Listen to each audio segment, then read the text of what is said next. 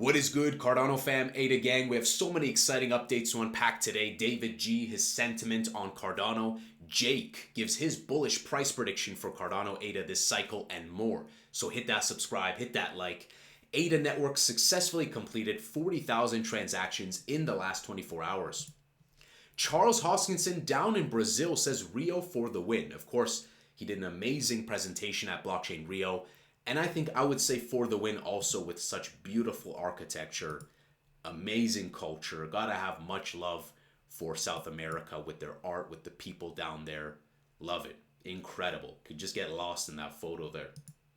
Cardano Yoda says Cardano will be significantly upgraded after Chang. Just like every previous year, Cardano was completely different in 2017 than will be at the end of this year. The ability to evolve is a significant competitive advantage. Think about the inability to evolve. Think about BlackBerry. Think about the projects that were alongside NVIDIA and AMD back in the day. NVIDIA, AMD, all these companies, they continue to evolve. And this goes alongside the advantages we have like predictability and the resilience. All of these things are very important to institutions and to everyday users. So I agree, the ability to evolve is clearly a significant competitive advantage. Cardano is ready for Chang. With the release of Node 9.1, all of the major scaling and governance features are just a few upgraded SPOs away. Better smart contracts, faster consensus, and the most advanced voting system of any blockchain or nation state in the world. Might I add that Linux Foundation also gave credit to the work that Cardano has been doing in regards to governance. So it's hard to get right, but Cardano has gotten it right. ADA supply shock incoming. Over the past couple of months, Cardano whales have been buying billions of ADA and taking it off of exchanges. With the juggernaut of an ecosystem that Cardano has become, it's clear to me that ADA will shock the entire industry. It's another competitive advantage, guys, of having supply shock, of having a limited supply. Tell me of another L1 that's handing over $600 million treasury to the community, burning the Genesis keys, starting with good grassroots, having a network effect, charismatic leader, actively searched on social media, up to 7x more than some projects above Cardano or below Cardano. So nonetheless, the line doesn't lie. People will lie, but the line doesn't lie. How are we looking right now with 9.1? Well, we see that 26% of nodes are reporting 9.1, but of course this needs to increase also. Blocks shows 7%, 9.1. It's only been about 24, 48 hours that 9.1's been released. But the sooner we get to that, the better. I don't know the exact timing, but we'll continue to monitor the progress. And everything is always linked below if you guys want to check this out yourself. Let's get to Jake and David G. So Jake, if you don't know, he's a very prominent, very popular meme coin reviewer, altcoins, crypto news, things like that. He's been around for multiple cycles. I've worked with him too. He's a very friendly and hardworking guy. And he's not even like deeply obsessed with Cardano. So it's good to see his like Solana-esque, like his other angle of stuff, what he thinks. And he says he could see a $6.50 ADA this cycle. Definitely possible. We'll take a look at price at the end of the video. We'll look at Bitcoin dominance, and it's climbing, which is a good thing for us. Definitely possible.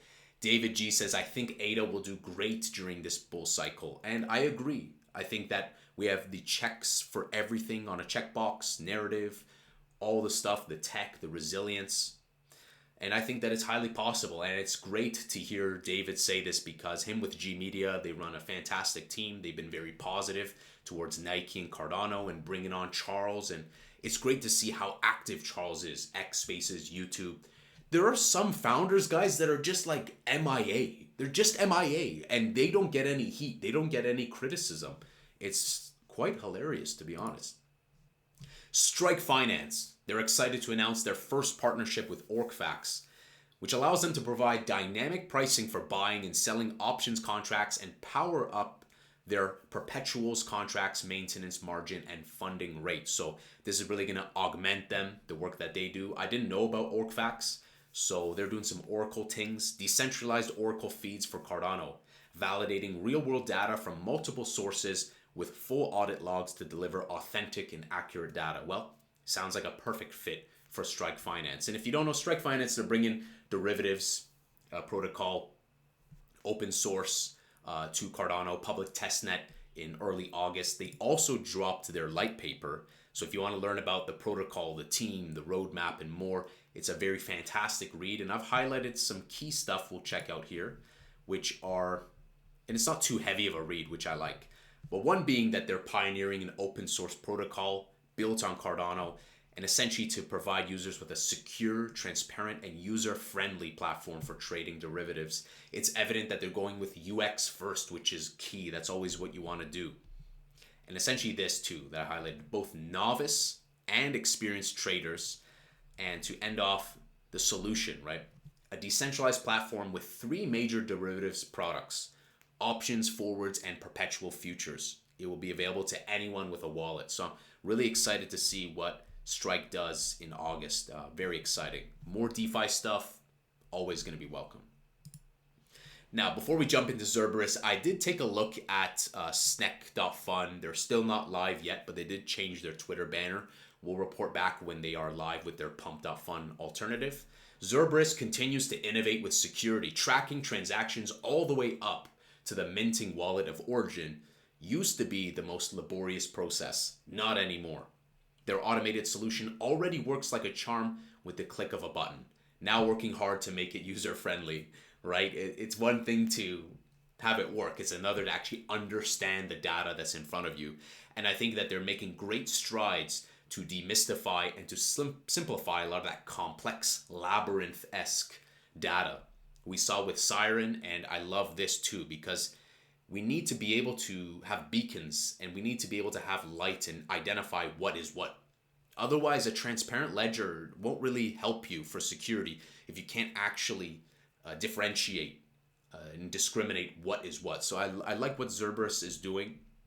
I love the branding, I love the name, and I'm excited to see what tools they release in the future to just further enhance and make this space more safe. The space can always be more safe. Cardano is the people's chain, not controlled by the pump and dump VCs, not controlled by the shameless shill influencers, not controlled by the traditional media outlets, not controlled by any nation government, by the people, for the people. Lovely. TapTools has amazing tweets. And guys, like, unlike projects that will have a conference where basically no one shows up, I'm not going to name any names, but the projects know which ones they are, where they sit at a conference and it's just the founder and the founder's wife in the seat, no one's there. Cardano has people show up. Love the efforts that are being done for with this project, the workshops, Icon, Cardano smart contract language and toolchain. The stuff in Argentina, this is good. Very nice. Very long post here, but again, Cardano Berlin. And again, like, these are like niche events, right? They're not big events, but like, people show up. People show up to Cardano Berlin. People show up to Blockchain Rio. People love to be around Charles. Like, there's enthusiasm around Cardano. Cardano has flair and character.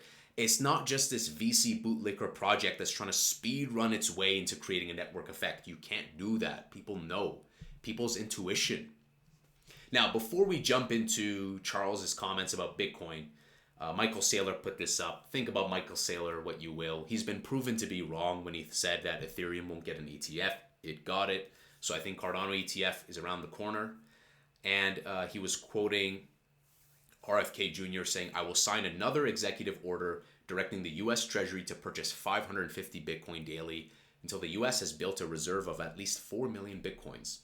Now, this is a very mixed thing, right? Some people will speculate, okay, people will say whatever they want to get elected.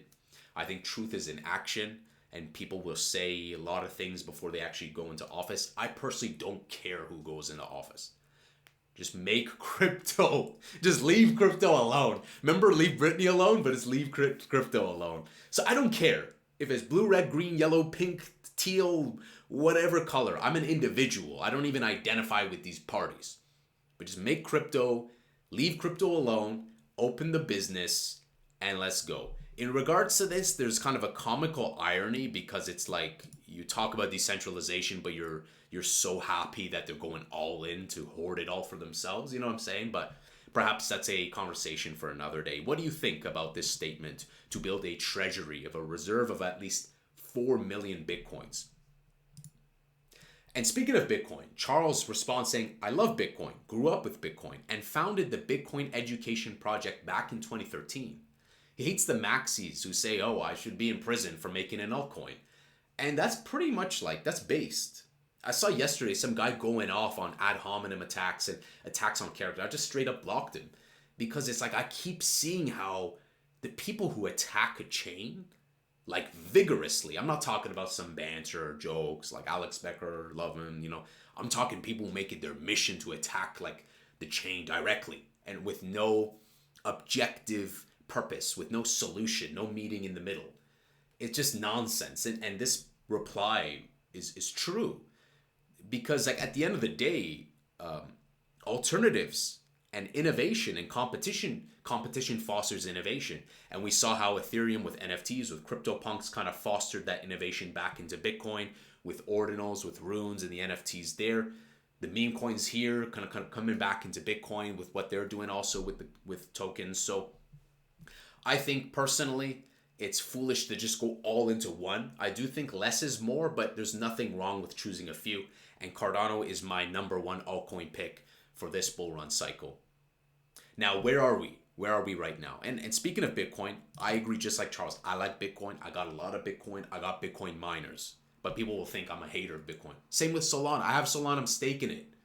So this notion that like, I just like to look at objective reality. I like to look what's probable, not possible. And I look at the whole narrative, qualitative stuff. Graphic design, presentation, community, resilience, narrative, all these things. And we're set up to be a perfect, safe, and secure turtle. I'm liking what Cardano's building. But on to market cap BTC dominance, Bitcoin dominance. Why is this important? Well, I'll tell you why it's important. It's as simple as this. Our ATH was here, guys, when we were at like 40% Bitcoin dominance. But notice we're climbing up and up and up. So people are putting money into Bitcoin, that's fine. But we're not at that stage yet where the profits will cycle into Ethereum and Cardano and the rest. So Bitcoin dominance is a good way to see like what's the market doing right now. Because historically, when we get those altcoin rips, you see that May 21, 40%. Cardano, August, 40%.